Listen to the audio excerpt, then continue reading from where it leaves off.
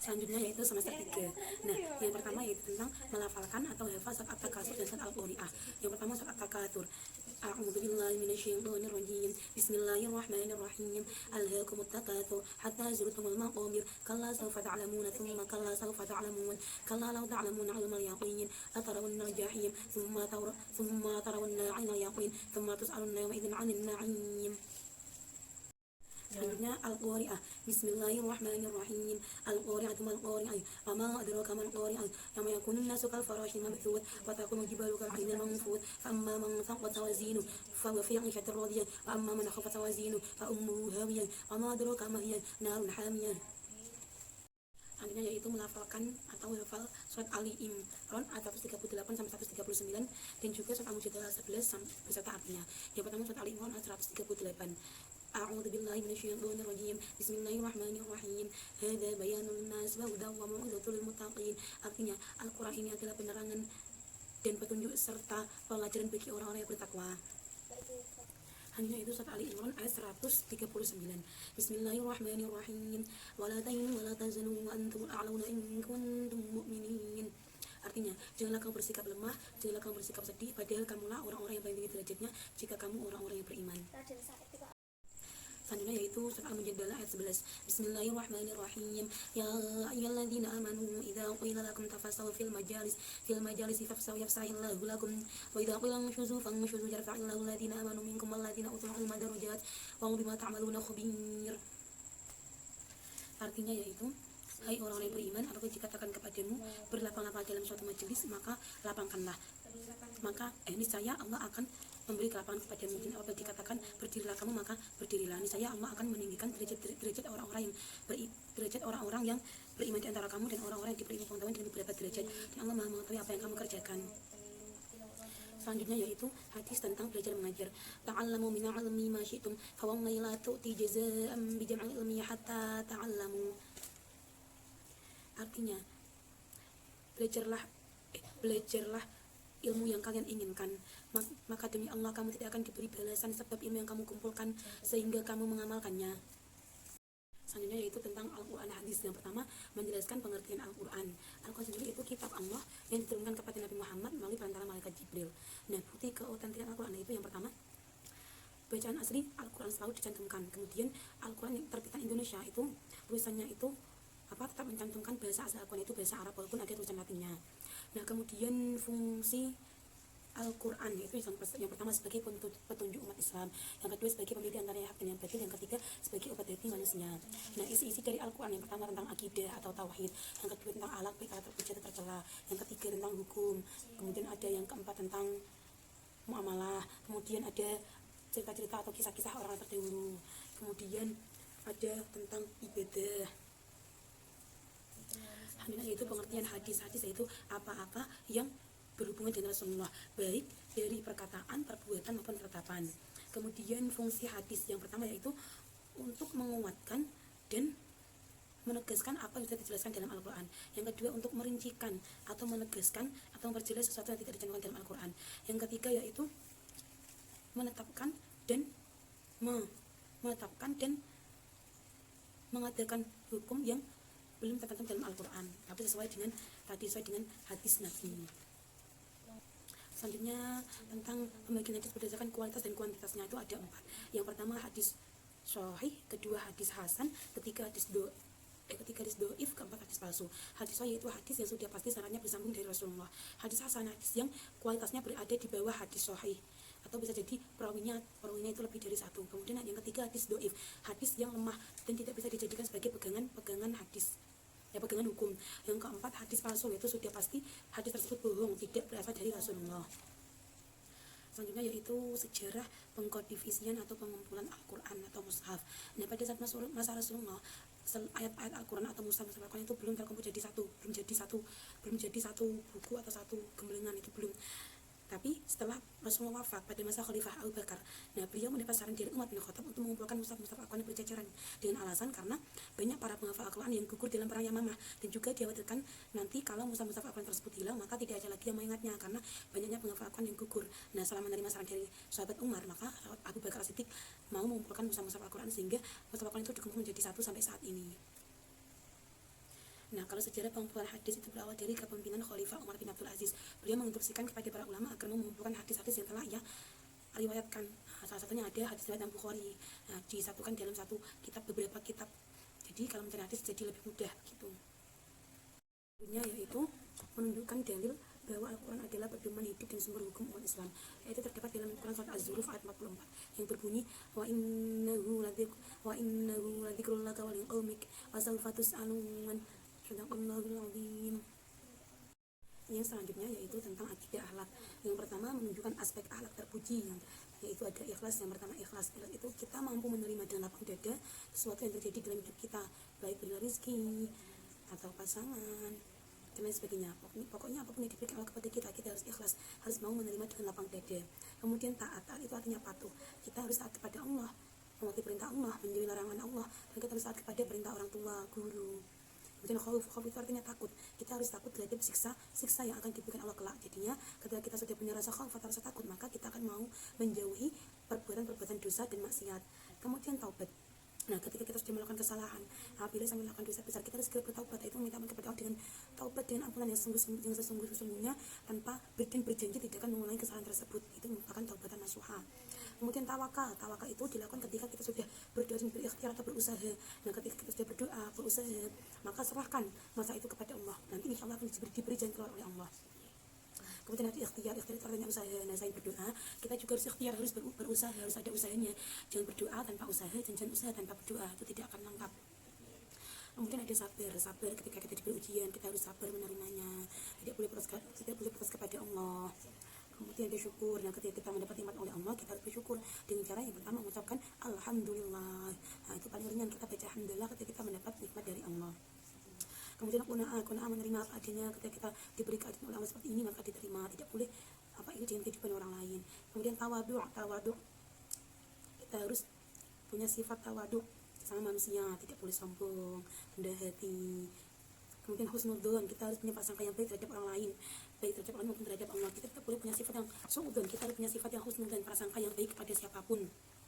Kemudian tasamuh artinya saling menghargai. Nah, ketika kita punya teman atau tetangga yang berbeda agama atau berbeda suku, bangsa, kita harus saling menghargai.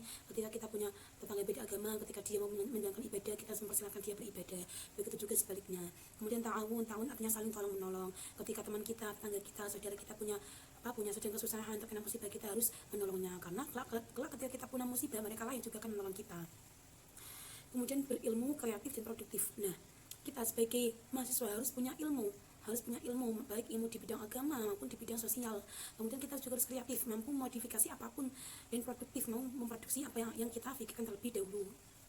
Nah, kemudian pergaulan remaja. Nah, kita sebagai remaja harus punya pergaulan yang bagus, jangan sampai kita terjerumus ke dalam dosa-dosa yang meranah ke maksiat, tidak boleh. Sebagai remaja kita harus pintar-pintar memilih teman, jangan sampai kita terperosok ke dalam jalan yang buruk.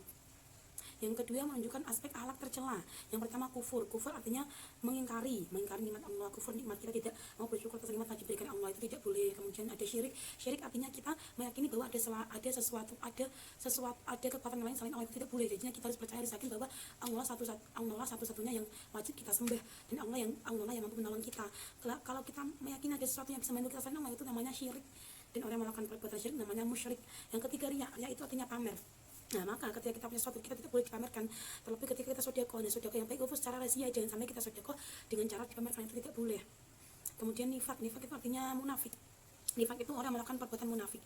Nah, tadi sudah saya sampaikan, ciri orang munafik itu ada 3. Yang pertama, ketika dia berbicara berbohong, ketika dia berjanji mengingkari, ketika dia dipercaya dia berkhianat. Nah, ketika dia melakukan salah satu perbuatan tersebut, maka dia sudah dikatakan orang yang munafik atau melakukan perbuatan nifak. Selanjutnya yaitu ananiyah. Kemudian ada putus asa itu ketika kita melakukan sesuatu, kita tidak percaya diri kalau kita bisa melakukan itu. Tidak boleh, kita harus percaya bahwa ketika kita sudah tidak bisa. Contoh ketika kita mengikuti lomba, kita kalah, tapi ketika ada lomba kita juga harus ikut lagi. Tidak boleh putus asa di satu jalan, karena masih ada jalan yang lain, masih ada cara lain untuk menuju kesuksesan. Nah, kemudian ada ghadab, itu artinya marah-marah. Kita tidak boleh marah. Nah, caranya kita harus punya sifat sabar, maka kita tidak akan punya sifat ghadab. Kemudian tamak pertama itu serakah. Ketika kita punya sesuatu rasanya tidak puas, kita masih ingin nambah, itu namanya serakah. Kemudian ada takabur artinya sombong, menyombongkan apa yang ada pada diri kita, padahal kita tidak boleh menyombongkan apa yang ada pada diri kita, karena yang ada pada diri kita itu termasuk titipan Allah, maka kalau akan diambil lagi oleh Allah. Yang tidak sama itu hanya Allah Ta'ala. Kemudian ada dendam. Nah, kita tidak boleh dendam kepada orang lain. Ketika kita dijahati, kita harus bisa memaafkan, jangan dibalas dengan kejahatan, tapi dibalas dengan kebaikan. Apalagi dendam itu tidak boleh. Kemudian ada hasad, menghasut seseorang untuk melakukan kejahatan, itu tidak boleh. Kemudian ada ghibah. Ghibah itu artinya menggunjing orang lain, membicarakan orang tersebut di belakangnya, itu namanya ghibah, tidak boleh. Orang yang ghibah itu sama saja memakan daging saudara sendiri. Pastinya kan jijik kan makan daging saudara sendiri, jadinya kita tidak boleh ghibah. Fitnah, memfitnah orang lain, orang tersebut itu melakukan kesalahan, kita bicara kalau dia melakukan kesalahan tersebut, itu namanya fitnah. Fitnah itu tidak boleh dilakukan karena fitnah itu lebih kejam daripada pembunuhan. Al-fitnah itu asyad minal qatl. Nah, kemudian ada namimah. Namimah artinya adu domba, mengadu domba dua orang sedang bermusuhan. Dan ketika ada dua orang bermusuhan, maka kita harus mendamaikan, jangan malah mengadu domba atau namimah. Itu tidak boleh. Selanjutnya yaitu tentang fikih. Yang pertama, menjelaskan ketentuan fikih muamalah, mulai dari makanan dan minuman yang halal dan yang haram. Nah, aslinya makanan dan minuman yang haram itu sudah dijelaskan di dalam Al-Quran. Seperti contoh madu itu halal, binatang ternak itu halal, dan ada yang diharamkan seperti anjing dan babi itu sudah ditentukan dalam Al-Quran sebagai makanan yang haram, binatang yang haram. Kemudian ada binatang menjijikan itu juga haram, binatang yang buas, binatang yang punya taring itu juga, menjijikan yang berbisa juga diharamkan. Akan tetapi ada makanan dan minuman yang halal bisa menjadi haram. Oleh sebab apa? Disebabkan karena cara memperolehnya itu dengan cara yang haram, seperti bawang kan halal, tapi ketika kita cara memperolehnya dengan cara mencuri maka menjadi haram. Yang asalnya halal menjadi haram, atau ayam itu halal, ketika kita memperolehnya dengan mencuri maka menjadi haram gitu. Dan juga ada makanan juga baik ketika kita makan makanan tersebut badan kita menjadi sakit. Contoh, kita tidak boleh makan pedas, tapi kita makan pedas itu berarti makan tersebut tidak baik untuk tubuh kita. Kemudian tata cara khitan. Nah, khitan sendiri itu diharuskan untuk anak laki-laki maupun perempuan. Nah, khitan untuk anak laki-laki adalah memotong kulit yang menutupi bagian ujung zakar atau kepala zakar. Sedangkan untuk perempuan yaitu dengan memotong bagian bawah kulit lebih dan menutupi klitoris yang terletak di atas vagina perempuan yang berbentuk seperti jengger ayam. Kemudian tata cara kurban. Nah, hewan kurban yang boleh dikurbankan yaitu seperti kambing, domba, kerbau, unta, itu boleh dikurbankan. Nah, syaratnya yaitu yang sudah cukup usia, kemudian yang gemuk, tidak boleh yang kurus. Nah, kemudian tidak boleh cacat. Nah, kemudian waktu penyembelihan kurban itu pas hari raya Idul Adha, itu tanggal 10 besar. Atau kemudian untuk ketentuan hewannya, kambing itu harus berusia 2 tahun. Kemudian kalau sapi itu 2 tahun, sapi atau kerbau itu 2 tahun, kalau domba itu 1 tahun lebih, kalau unta berusia minimal 5 tahun. Kemudian tata cara jual beli harus ada penjual dan pembeli, harus berada dalam satu tempat, kemudian jujur, kemudian barang dibelikan tidak harus apa saja. Tapi sekarang kan ada model jualan online ya, itu boleh karena sudah terjadi kesepakatan antara kedua belah pihak, kan sudah dilihatkan gambarnya seperti ini, warnanya ini, bukan seperti ini. Nah, kalau sudah disepakati antara penjual dan pembeli walaupun tidak berada di satu tempat, itu tetap sah. Itu namanya akad salam atau pesan. Kan sekarang kan banyak online, mulai Tokopedia, Lazada, Shopee, bahkan sekarang ada TikTok Shop, itu boleh. Kemudian sejarah kebudayaan Islam. Yang pertama, mengidentifikasi 10 tokoh para Islam. Ya Allah, belum. Tadi sampai jual beli, belum pinjam meminjam. Sekarang pinjam meminjam itu ketika kita pinjam meminjam itu sudah terjadi akad pinjamnya sampai kapan, terus jangan sampai barang dipinjam itu dirusakkan, tidak boleh. Jadi ada kesepakatan antara si peminjam dan yang meminjami. Kemudian selanjutnya tentang ketentuan hukum utang piutang gadai. Nah, utang piutang, ketika ada seseorang yang berhutang, hendaknya kita mau menjami. Nah, karena apa? Karena kita harus membantu orang lain. Tapi ketika kita hutang, ketika akad itu harus ditetapkan kapan akan membayar hutangnya, dan bagi yang si hutang itu harus membayarnya harus sesuai dengan kesepakatan, tidak boleh molor, sakasnya mau menjami. Nah, kemudian gadai. Hukum gadai itu aslinya mubah atau tidak ada unsur ribanya atau mengambil keuntungan yang sangat banyak. Nah, kemudian brok, di sini tulisannya brok serta upah. Brok sendiri itu jaminan benda yang dijadikan penguat dalam hutang piutang. Maksudnya ketika kita hutang, kalau di desa saya itu sudah umum hutang, tapi dengan cara meninggalkan suatu benda. Contoh, ada si A utang ke si B. Nah, si A ini meninggalkan motornya sebagai jaminan. Nanti kalau hutangnya sudah lunas, nanti motornya diambil. Beda dengan gadai. Nah, kalau gadai kan barangnya tinggal terus dapat bayaran, tapi ini tidak. Kalau hutang memang dia hutang tapi dia meninggalkan barangnya. Kemudian upah itu ketika ada seorang bekerja kepada orang lain, Nah, ya si bosnya itu harus membayar upahnya sebagai bentuk bayaran kerjanya dia, tenaganya dia. Nah, selanjutnya yaitu tentang sejarah kebudayaan Islam. Yang pertama, mengidentifikasi 10 tokoh pra-Islam. Di sini ada Muhammad bin Abdul Wahab. Nabi itu merupakan beliau mengembangkan ilmu tauhid, itu ilmu yang membahas tentang keesaan Allah. Yang kedua ada Swahwaliyullah, pelopor kebangkitan hadis di India. Yang ketiga ada Muhammad Ali Pasha. Nah, dia memperbaiki kondisi politik dalam negeri dengan cara membangun kekuatan militer. Yang keempat ada At-Tahtawi, dia berijtihad dan pengetahuan modern. Yang kelima ada Jamaluddin Al-Afghani, beliau melawan kolonialisme asing. Yang keenam ada Muhammad Abduh. Yang ketujuh ada Rashid Ridho. Yang kedelapan ada Sayyid Ahmad Han. Yang ke-9 ada Sultan Mahmud juga. Yang terakhir ada Muhammad Iqbal. Kemudian yang kedua, mengidentifikasi situasi dan kondisi masa pra-Islam. Nah, sebelum Nabi Muhammad lahir di Arab, itu keadaannya itu mengalami masa jahiliyah, masa kebodohan dari kebenaran. Nah, pada saat itu manusia pada saat itu mereka tidak punya tidak menyembah apapun, belum menyembah Allah. Nah, pada saat itu mereka itu berada dalam kemaksiatan. Nah, mereka itu suka berjudi, mabuk-mabukan, berfoya-foya. Bahkan mereka itu menganggap wanita itu tidak ada harga dirinya. Bahkan ibu itu bisa saja dijadikan sebagai warisan. Dan jika ada wanita yang melahirkan anak perempuan, maka anak tersebut akan dikubur hidup-hidup. Nah, itulah masa-masa kebodohan, masa-masa jahiliyah, masa-masa kegelapan. Pada saat itu kegelapan dari kebenaran, kebodohan dari kebenaran. Nah, dan saat itu belum ada yang bisa menuntun mereka ke jalan Allah, ke jalan kebenaran. Jadi mereka hidup tanpa adanya iman, tanpa adanya kebaikan. Mereka hanya berpikir untuk mencari makan, untuk hidup dengan jalan apapun, bahkan dengan cara membunuh. Karena dulu itu tidak ada hukum, pada masa dia tidak ada hukum. Nah, itulah zaman-zaman yang sangat-sangat gelap, namanya zaman jahiliyah, masa Arab sebelum datangnya Nabi Muhammad. Selanjutnya yaitu menjelaskan biografi Nabi Muhammad bin Khulafaur Rasyidin. Nah, Nabi Muhammad itu dilahirkan pada tanggal 12 Rabiul Awal pada tahun Hijrah atau pada tahun 571 Masehi, pada tanggal 20 April. Nah, saat itu dinamakan tahun gajah karena pada saat Nabi Muhammad itu bertepatan dengan pengepungan Raja Abraha bersama pasukan gajahnya untuk menghancurkan Ka'bah. Akan tetapi pada saat Raja Abraha mengepung Ka'bah itu tidak berhasil karena Ka'bah diselamatkan oleh Allah dengan perantara burung ababil yang membawa batu untuk dihantamkan kepada pasukannya Raja Abraha. Nah, saat itulah Nabi Muhammad lahir. Nah, Nabi Muhammad ketika berada dalam kandungan saat usia 6 bulan itu sudah ditinggal wafat ayahnya. Ayahnya bernama Abdullah bin Abdul Muttalib, ibunya bernama Siti Aminah, pamannya bernama Abu Thalib. Nah, ketika Rasulullah wafat, kemudian pada saat usia 6 tahun beliau juga diwafat oleh ibunya tercinta. Kemudian beliau dirawat oleh kakaknya bernama Abdul Muttalib. Nah, kemudian saat usia 8 tahun kakaknya meninggal, kemudian beliau dirawat oleh pamannya yang bernama Abu Thalib. Nah, saat usia 14 tahun beliau diajak pamannya yang bernama Abu Thalib untuk berdagang ke Syam. Nah, pada saat itulah mulai muncul tanda-tanda kenabiannya Rasulullah. Selanjutnya yaitu biografi Khulafaur Rasyidin. Yang pertama ada Abu Bakar As-Siddiq. Abu Bakar As-Siddiq sendiri lahir pada tahun 572 Masehi atau 21 Jumadil Akhir pada tahun 13 Hijriah. Nama Abu Bakar yaitu Abdullah bin Abi Quhafah. Dia dijuluki Abu Bakar As-Siddiq karena dia sangat jujur. Saat Nabi Muhammad mendapatkan pesta Isra Mi'raj yang pertama kali, pertama itu Abu Bakar itu langsung terjadi peristiwa Isra Mi'rajnya Nabi Muhammad. Nah, kemudian ada yang khalifah yang kedua Umar bin Khattab. Umar bin Khattab, nama aslinya itu Umar bin Khattab bin Nafil bin Abdul Uzza atau lebih dikenal dengan Umar bin Khattab, lahir pada tahun 581 Masehi. Nah, beliau termasuk sahabat yang keras, yang kasar. Sebelum beliau masuk Islam dikenal sebagai orang yang sangat keras dan kasar. Dan kemudian yang ketiga ada Utsman bin Affan, merupakan khalifah yang ketiga, lahir pada tahun 574 Masehi atau 12 Dzulhijjah.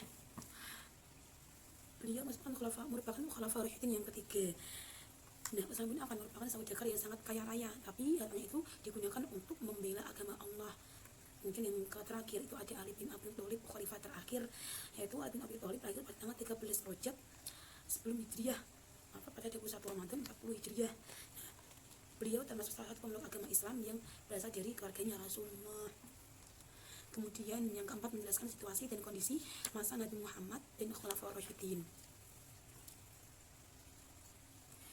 Selanjutnya itu masa dakwah Rasulullah. Itu terjadi dua fase. Yang pertama secara sembunyi-sembunyi, yang pertama secara sembunyi-sembunyi, yang kedua secara terang-terangan. Nah, secara sembunyi-sembunyi itu dilakukan Rasulullah karena pada saat itu masih dikepung oleh kafir Quraisy. Jadi saat itu Rasulullah belum berani untuk menyampaikan dakwah secara terang-terangan. Nah, saat itu ketika dakwah secara sembunyi itu dilakukan di rumah kerabat Rasulullah. Salah satunya dilakukan di rumah sahabat Arqam bin Abil Arqam. Nah, dakwah secara sembunyi-sembunyi dilakukan secara 3 tahun. Nah, setelah 3 tahun sembunyi-sembunyi, maka Rasulullah melakukan itu secara terang-terangan, dimulai dari kerabat terdekat terlebih dahulu.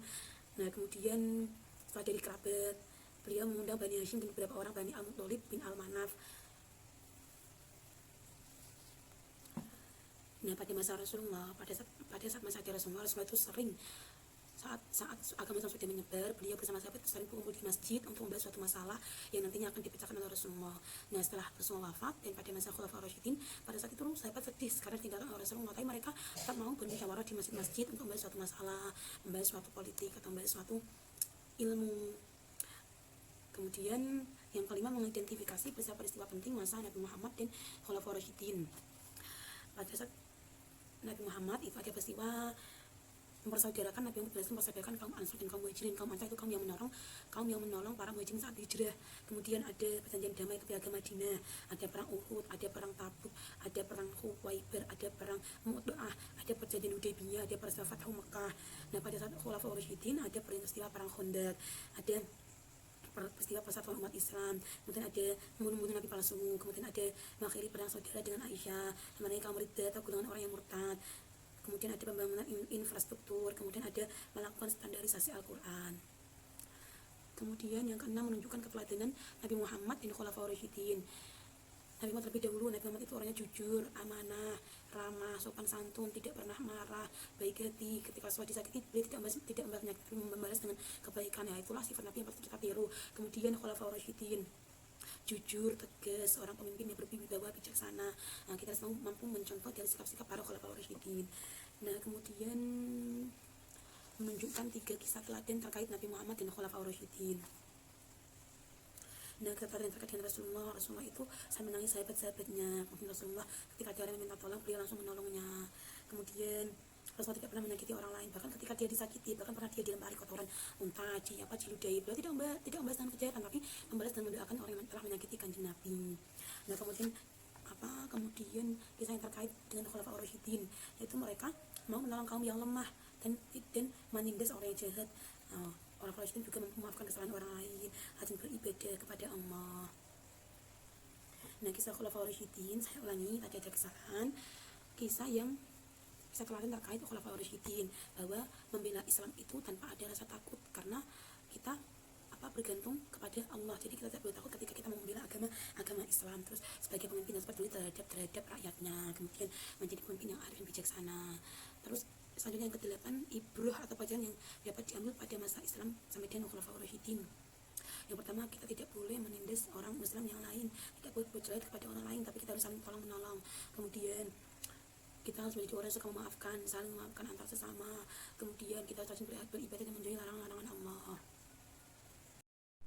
Yang selanjutnya yaitu menguasai undang-undang dan peraturan pemerintah tentang pendidikan. Yang pertama ada UU, undang-undang tentang Sisdiknas. Dalam UU ini, penyelenggaraan pendidikan wajib memegang beberapa prinsip, yakni pendidikan diselenggarakan secara demokratis dan berkeadilan serta tidak diskriminatif dengan menjunjung tinggi hak asasi manusia. Yang kedua, PP atau peraturan pemerintah tentang SNP atau Standar Nasional Pendidikan. Lingkup Standar Nasional Pendidikan yaitu yang pertama standar isi, standar sampai dengan standar proses. Yang kedua, standar kompetensi. Yang ketiga, standar pendidik dan tenaga kependidikan. Yang keempat, standar sarana dan prasarana. Yang kelima, standar pengolahan. Yang keenam, standar pembiayaan. Yang ketujuh, standar penilaian pendidikan. Kemudian PP tentang guru. Dalam UU nomor 14 tahun 2005 tentang guru dan dosen menjelaskan guru adalah pendidik profesional dengan tugas utama pendidik mengajar, membimbing, mengarahkan, menilai, melatih, dan mengevaluasi pada pendidikan usia dini, jalur pendidikan formal, pendidikan dasar, dan pendidikan menengah. Selanjutnya yaitu Permendiknas tentang sertifikasi guru. Peraturan Mendiknas nomor 18 tahun 2007 tentang sertifikasi bagi guru dalam jabatan, yaitu berdasarkan hasil kajian pelaksanaan sertifikasi guru dalam jabatan yang telah dilaksanakan dan kajian terhadap guru yang telah memperoleh sertifikat pendidik mulai tahun 2016, pelaksanaan sertifikasi guru melalui pendidikan dan latihan profesi guru atau PLPG mengalami beberapa perubahan mekanisme pelaksanaan PLPG, diantaranya teknis pelaksanaan, kurikulum, syarat kelulusan, dan ujian kompetensi yang dilaksanakan dalam 2 tahap, yaitu ujian akhir PLPG dan ujian kompetensi guru atau UKG atau ujian tulis nasional atau UTN. Kemudian tentang Permendiknas tentang standar guru, PP nomor 16 tahun 2007 tentang standar kompetensi guru. Setiap guru wajib memenuhi standar kualifikasi akademik dan kompetensi guru yang berlaku secara nasional. Guru adalah salah satu pendidik yang memegang peran esensial dalam sistem pendidikan.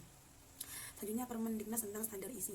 Menurut Permendikbud nomor 64 tahun 2013, standar isi adalah kriteria mengenai ruang lingkup materi dan tingkat kompetensi untuk mencapai kompetensi lulusan pada jenjang dan jenis pendidikan tertentu. Nah, Permendiknas tentang pengelolaan nomor 19 tahun 2007 tentang standar pengelolaan pendidikan oleh satuan pendidikan desa dan menengah. Selanjutnya Permendiknas tentang penilaian. Peraturan Menteri Pendidikan dan Kebudayaan nomor 4 tahun 2018 tentang penilaian hasil belajar oleh satuan pendidikan dan penilaian hasil belajar oleh pemerintah. Untuk meningkatkan mutu penilaian hasil belajar oleh satuan pendidikan dan pemerintah serta untuk mendorong pencapaian standar kompetensi lulusan secara nasional, maka perlu meningkatkan mutu ujian oleh satuan pendidikan dan pemerintah. Nah, Permendiknas tentang sarana dan prasarana nomor 24 tahun 2007 tentang sarana dan prasarana untuk SD atau MI, SMP atau MTS, SMA atau MA. Nomor 40 tahun 2008 tentang sarana dan prasarana untuk SMK. Nomor 33 tahun 2008 tentang sarana dan prasarana untuk SLB atau sekolah luar biasa.